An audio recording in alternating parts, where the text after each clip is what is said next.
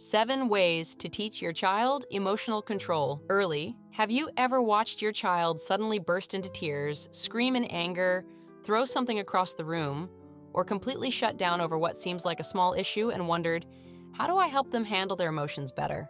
The truth is, emotional control is not something children are born knowing. It is a life skill that must be taught early, practiced daily, and modeled consistently. The way a child learns to handle frustration, disappointment, anger, sadness, and even excitement in their early years often shapes how they respond to pressure, relationships, and conflict later in life. A child who learns emotional control grows into a teen and adult who can think before reacting, communicate feelings clearly, solve problems wisely, and stay calm under pressure. But if these skills are ignored, little emotional explosions in childhood can become bigger struggles later in life. The good news is that teaching emotional control does not require perfection, expensive programs, or harsh discipline. It starts with small, intentional habits every parent can build into daily life.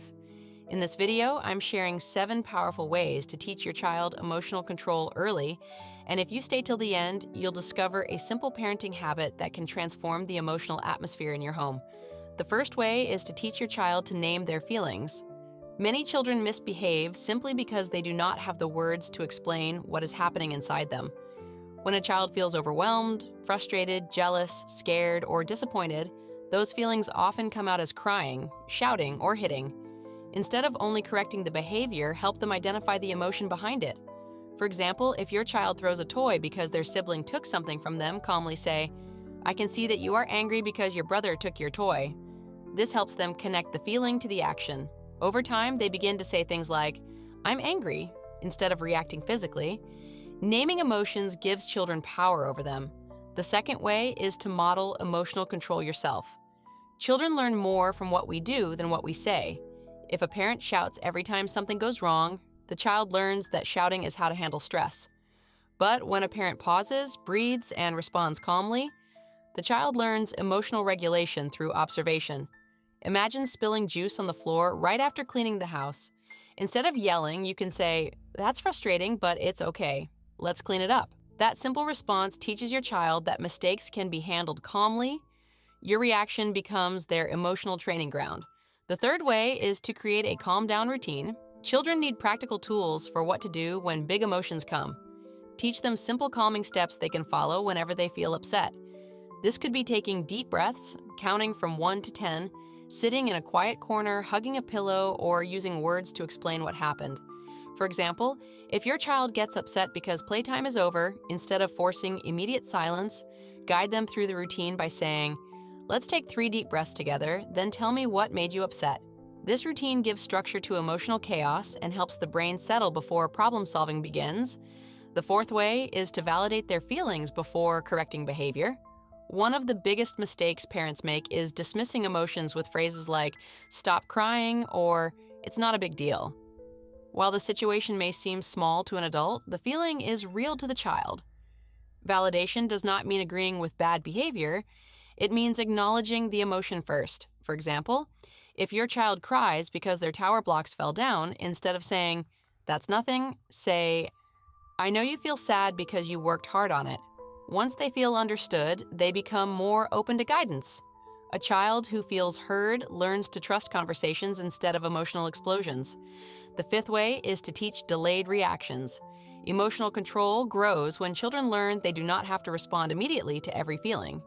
Teach them to pause before acting. A simple phrase like, "Stop, breathe, think, then choose" can become powerful.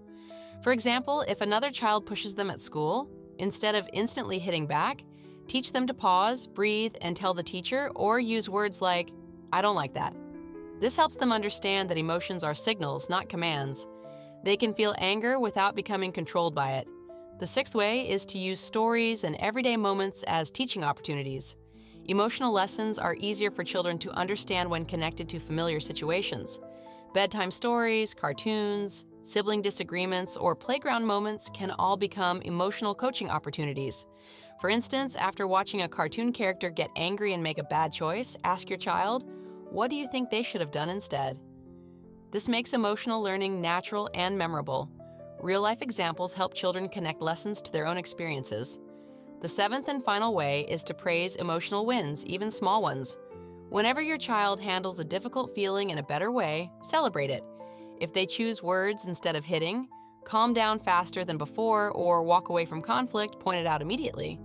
Say something like, "I'm proud of how you used your words when you were upset."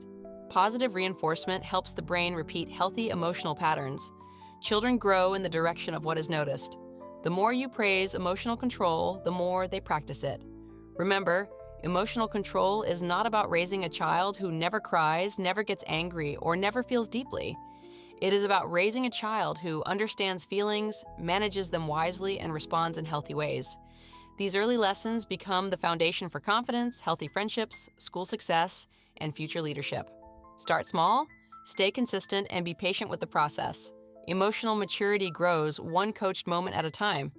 And as your child learns to calm their storms, your home becomes a place of peace, safety, and understanding.